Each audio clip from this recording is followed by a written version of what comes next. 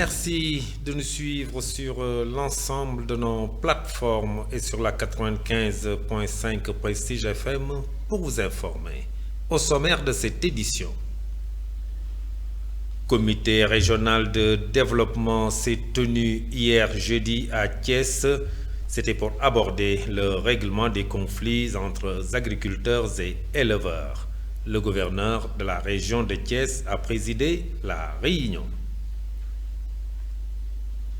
Thiès a abrité le lancement du concours de création du modèle et du nom de la mascotte officielle des Jeux olympiques de la jeunesse de Dakar. 23 candidats ont participé à ce concours. Et puis l'inspection d'académie de Thiès avec ses partenaires tels que Kadior, Dianken et l'ONG Child Fund du Sénégal ont bouclé la mise en œuvre du projet de la santé de la reproduction des adolescents. La page de l'actualité nationale avant celle de l'actualité internationale et la page des sports viendra boucler ce journal. Dans un court instant, le développement.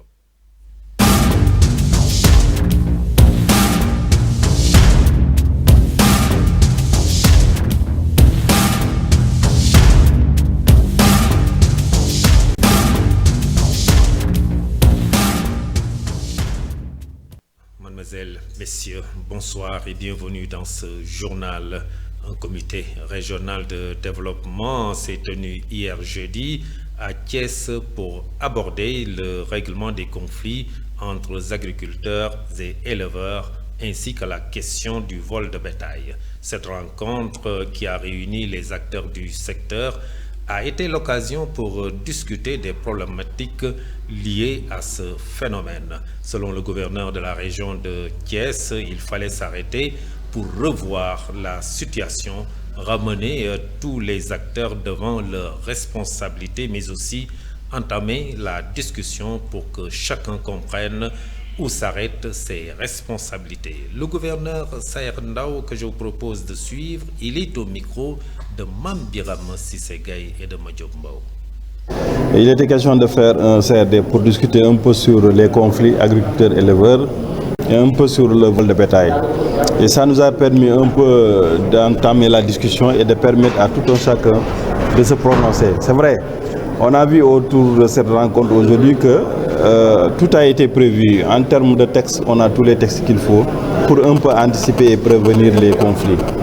Malheureusement, dans la pratique, on a vu qu'il y a eu beaucoup de conflits. Il nous donc fallait s'arrêter un peu pour un peu revoir la situation.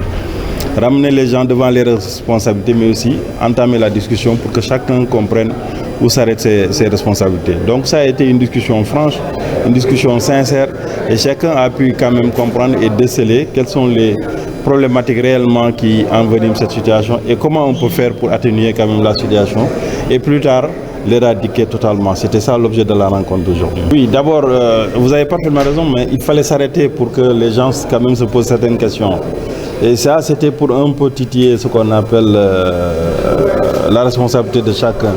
Et je pense que dans le cadre de la prévention, nous pouvons améliorer la situation et c'est ce que nous visons. Aujourd'hui, c'est une première rencontre, mais il y aura d'autres rencontres. Mais les sous-préfets et les préfets aussi ont initié des rencontres dans le cadre de la prévention.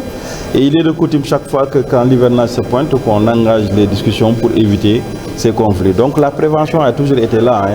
On va l'accentuer, on va sensibiliser, on va essayer de toucher le maximum de cibles. Mais encore une fois, il faut que les gens se réfléchissent davantage. Il faut que les gens sachent ce qui est possible et ce qui n'est pas possible. Mais il faut qu'on ait la culture de la paix et de la cohésion dans ce que nous sommes en train de faire. Mais tout le problème, c'est qu'il y a une tension sur le foncier. Et cette tension sur le foncier, on fait que les espaces de culture ont diminué, les espaces de pâturage n'existent plus. Et on a des projets, de grands projets qui ont pris beaucoup d'espace, beaucoup de foncier. Et en plus de cela, s'il y a de la spéculation foncière, forcément il y a problème. Et il était question de faire un CRD pour discuter un peu sur les... Je vous le disais tout de suite dans le sommaire, Thiès a abrité le lancement du concours de création du modèle et du nom de la mascotte officielle des Jeux olympiques de la jeunesse de Dakar.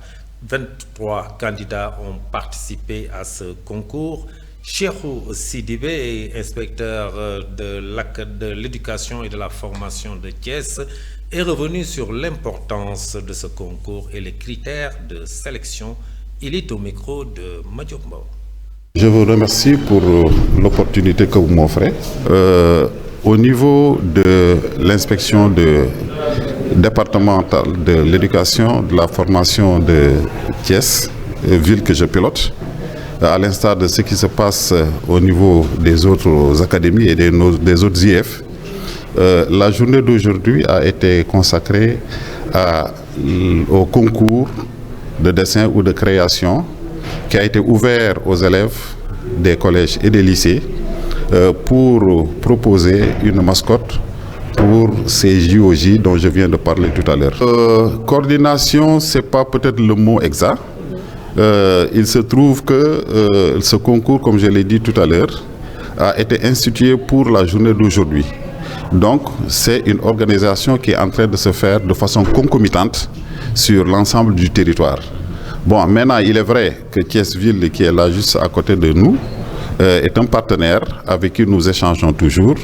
Et c'est à eux qu'on s'est adressé pour trouver une salle qui devait nous permettre, nous, d'abriter les élèves que nous avons convoqués. Parce que, comme je viens de le dire, moi je couvre le territoire de Thiès département. Donc ce sont des élèves qui nous viennent d'ailleurs, qui ne sont pas de la ville. Il fallait trouver un espace pour les regrouper et on s'est adressé à Thiès-Ville pour avoir la salle qui est là juste derrière l'inspection. Globalement, pour ce qui est de la région de Thiès ou l'académie de Thiès, je viens d'être informé que nous avons 81 candidats. Mais en ce qui me concerne, c'est 16 candidats qui se sont inscrits.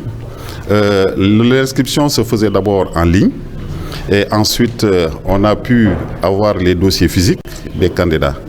Donc c'est 16 que nous en avions, mais comme vous avez peut-être pu le constater tout à l'heure avec la feuille de présence, il y a 2 qui n'ont pas répondu présent. Ce qui fait que donc on se retrouve avec 14 candidats qui sont présentement en... Signature de convention entre l'université Iba Der Thiam de Thiès et la Société physique du Sénégal pour le concours national de physique. C'est dans ce cadre que les 2 parties ont matérialisé ce partenariat au courant de cette semaine à l'IUT. Une quarantaine de candidats sont attendus à ce concours et seront reçus à Dakar. Le choix de ces candidats va se faire en mode de sélection selon professeur Salif Gaye, coordinateur de la zone centre-ouest de la Société physique du Sénégal. Nous l'écoutons, ses propos sont recueillis par Moussa Mbaye. Le concours de physique a été un peu incité par la Société ouest-africaine de physique qui a voulu organiser un concours à l'échelle de la région. Alors pour ça, il fallait organiser le concours national. Hein. Une chose dont on a souvent parlé, mais sans jamais la faire. Et avec le concours de la physique de la Société de physique, la Société ouest-africaine de physique, on a été obligé de nous y mettre. Et donc c'est comme ça qu'il y a eu la première édition. Et puis nous comptons organiser ça tous les ans. C'était 2023. 2024, c'est parce que en Afrique de l'Ouest, tous les États n'étaient toujours pas prêts. Et donc on a annulé l'édition 2024. Mais 2025, nous comptons organiser ce concours à l'échelle nationale, soit avant le bac ou après le bac. Mais la date n'est pas encore. En classe de terminale, c'est normal, c'est un peu le sommet du lycée. Et puis à l'université, à partir de la 3e année, il commence à y avoir des spécialisations. Donc c'est pour ça que nous avons choisi le L2. Mais l'idée, c'est quand même d'offrir quelque chose à tous dans un futur peut-être proche. Il y aura un concours pour la première année et puis un concours pour la 3e année, quitte à tenir compte des spécialités. Le lauréat du concours africain, ils ont reçu des ordinateurs. Hein. Les 3 premiers ont reçu un ordinateur. La remise des prix a eu lieu à Abidjan, puisque le président de la société ouest-africaine de l'époque était ivoirien. C'est les meilleurs. Pour ce qui est du Sénégal, Au niveau des lycées, on a tenu compte de chacune des inspections d'académie. Il y en a 16, je pense.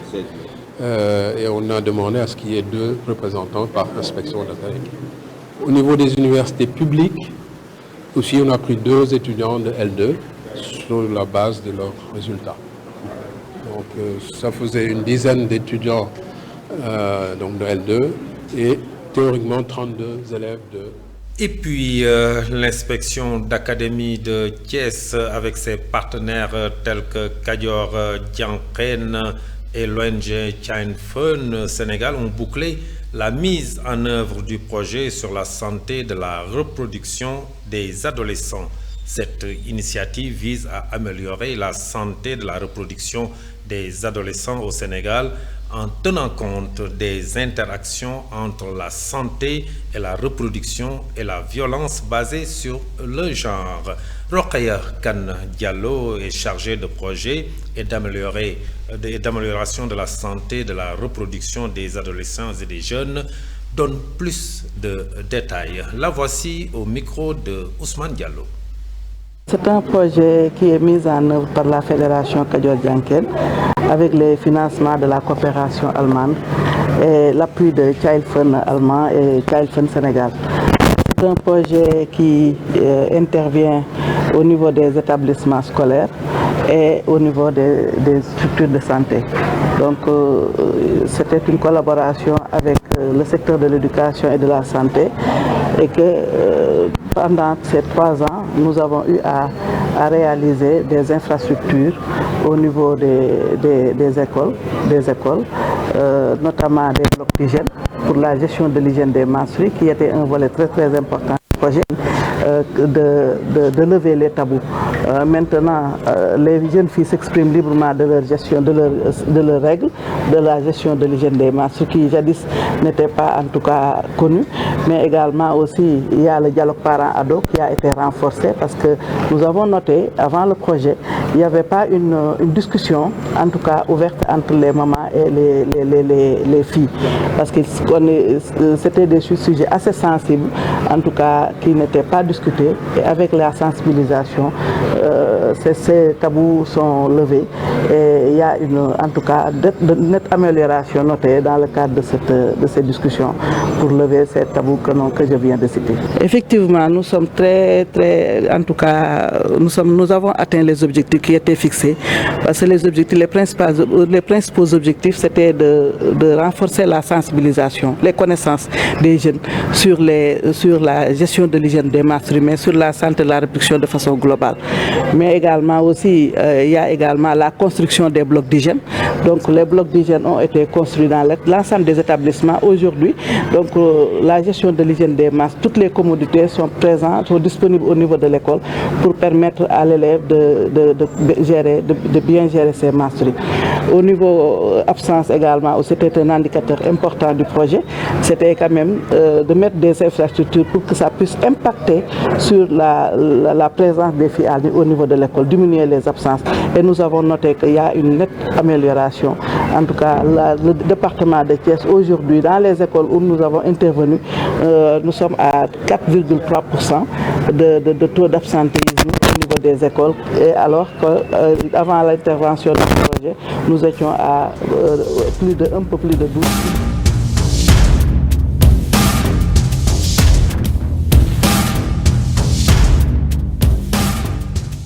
De l'actualité nationale, emprisonnement de Farba Ngom. Abdou Mbow parle d'une journée sobre pour la justice sénégalaise. Mam Biram Sissegaye.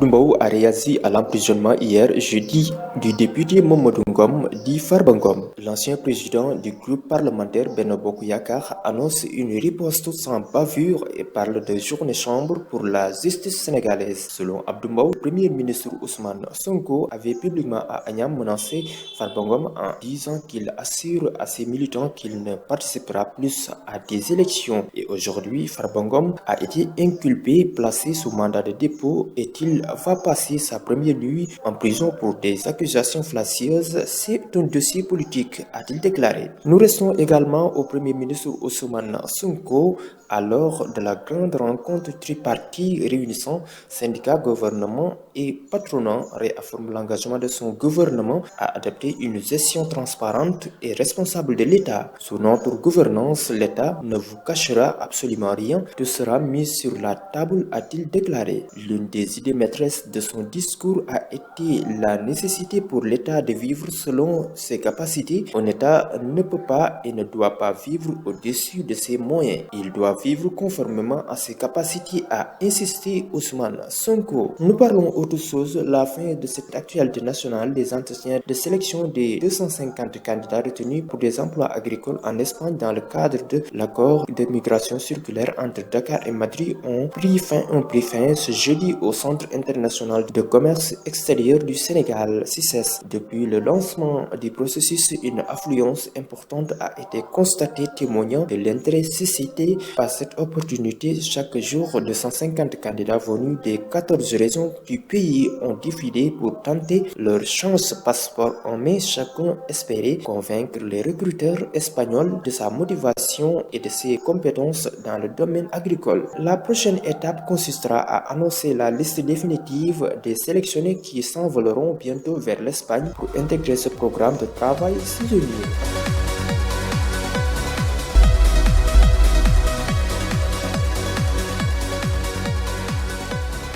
Informations internationales en RD Congo, on note plusieurs morts dans 2 explosions. C'était lors d'un meeting du M23. Mamadou Saturne Dione.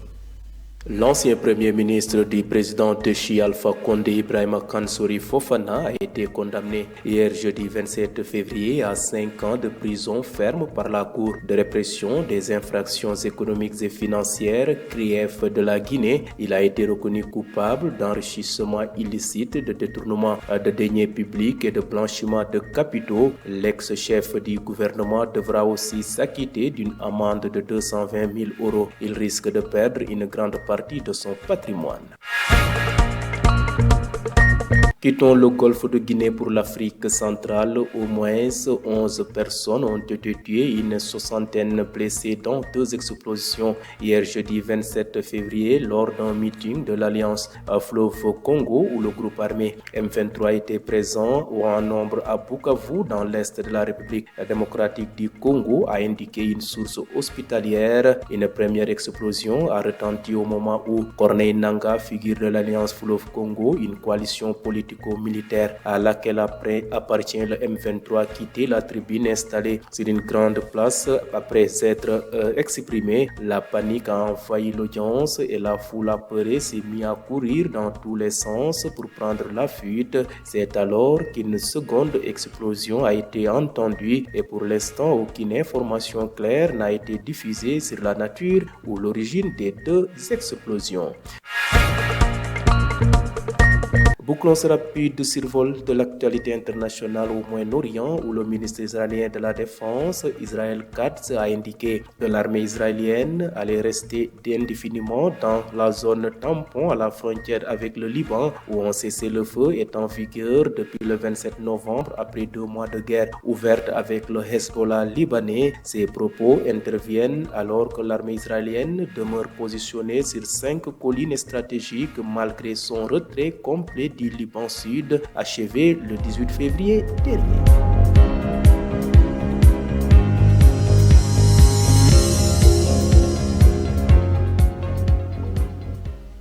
Actualité sportive, Ligue professionnelle 1, c'est dans le domaine du football, 15e journée en retard. Le leader, l'US Gorée, chute face à Guédiawaye FC. La course au titre est relancée. La première phase de la Ligue sénégalaise s'est achevée hier jeudi 27 février 2025 au stade Diagali Bakayoko par une défaite de l'US Gorée, battu 1-0 par Guédiawaye FC lors de la 15e journée en retard. Grâce à cette victoire, Guédiawaye FC a rejoint Génération Foot à la 5e place du classement. En tête, l'US Gorée ne compte plus qu'une petite avance sur son dauphin Walidane et de 2 points sur le Jaraaf de Dakar. Parlons toujours championnat sénégalais en difficulté après la première phase du championnat. Teungueth FC tente de renforcer son effectif pour mieux aborder la suite de la saison. Actuellement 12e avec 16 points à seulement une unité de la zone de relégation. Le club de Rufisque cherche à repartir sur de meilleures bases sous la direction de son entraîneur Boubacar Touré. Hier jeudi, Teungueth FC a officialisé l'arrivée d'un nouveau gardien de but, Boubacar Nguer, en provenance de la Sonacos de Diourbel. Ce recrutement intervient après la blessure au pied du gardien titulaire Yoro Ndiaye.